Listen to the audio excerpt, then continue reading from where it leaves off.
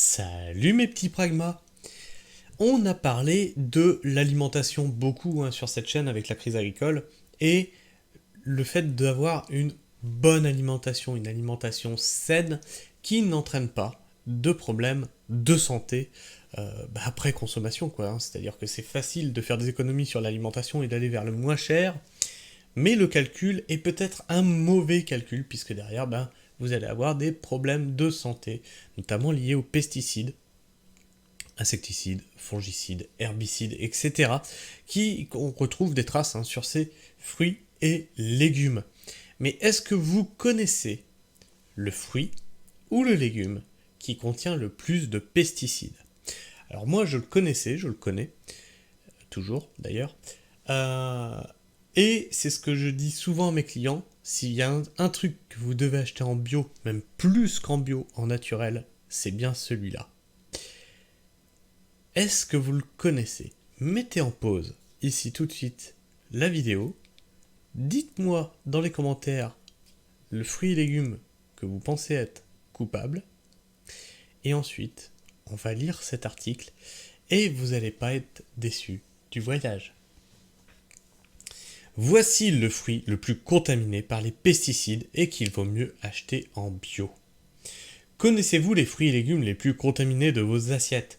Une récente étude américaine révèle que le fruit en tête du classement est qu'il vaudrait mieux acheter en bio.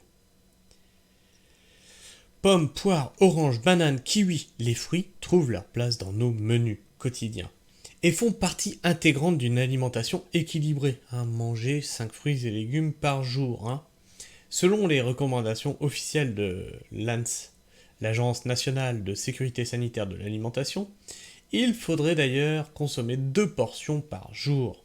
Cependant, nombreux sont ceux qui contiennent des résidus de pesticides, mauvais pour la santé. Chaque année, l'Environmental Working Group, EWG, une organisation à but non lucratif, dévoile la liste des fruits et légumes les plus pollués, et au contraire ceux qui en contiennent le moins.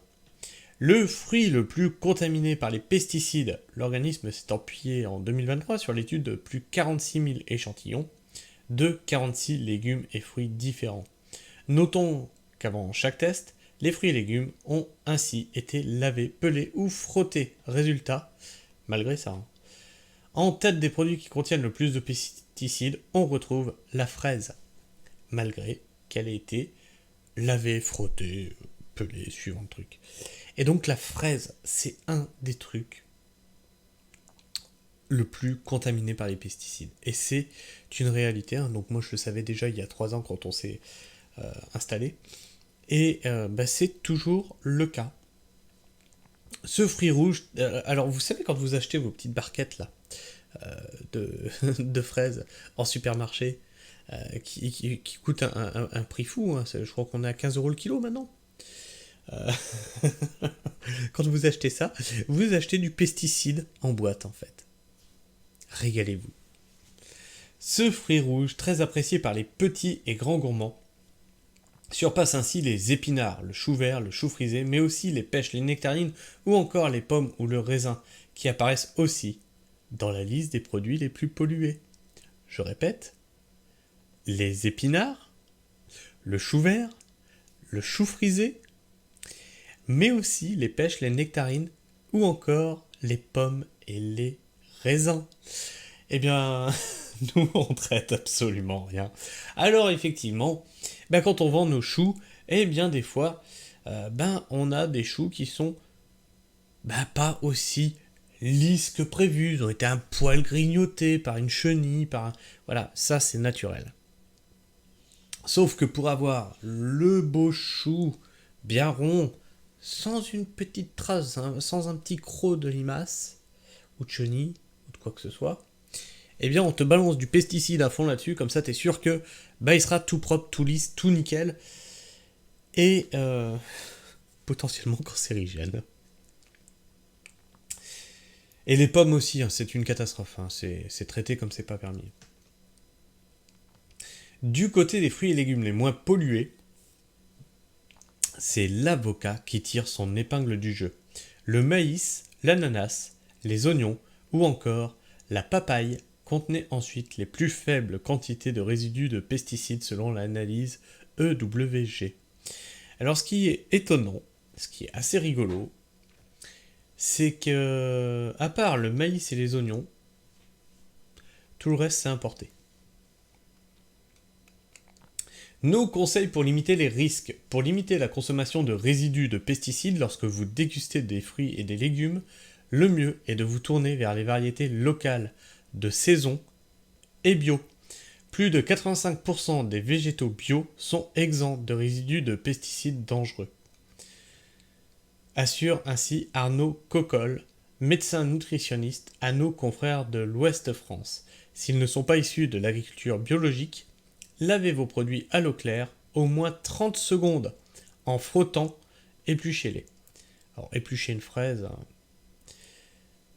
je vous raconte pas le calvaire.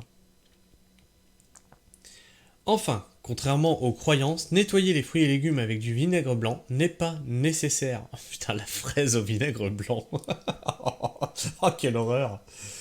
Océane Sorel, docteur en virologie et immunologie, rappelle: l'utilisation de vinaigre n'est pas nocive, mais pas nécessaire pour autant, car le vinaigre a une action antimicrobienne limitée. En effet, le vinaigre ne va pas instantanément tuer les micro-organismes sur lesquels elle pourrait potentiellement avoir une action, donc il est fort peu probable que simplement rincer les aliments avec du vinaigre soit efficace. De plus, le vinaigre n'est pas une méthode miracle et ne tue pas tous les types de micro-organismes. Il vaut mieux prendre le temps de laver minutieusement les fruits et légumes sous l'eau potable pour enlever tous les résidus. Et donc, voilà. Alors, le saviez-vous que la fraise était un des fruits les plus contaminés aux pesticides? Mais vraiment, hein, il explose tous les records. Et ensuite, on a les épinards, les choux, les pêches, les nectarines et les pommes. Et même le raisin. Donc, vous voyez, quand vous achetez ce genre de choses, dirigez-vous plutôt vers du bio ou vers des maraîchers qui travaillent comme nous, sans produits du tout.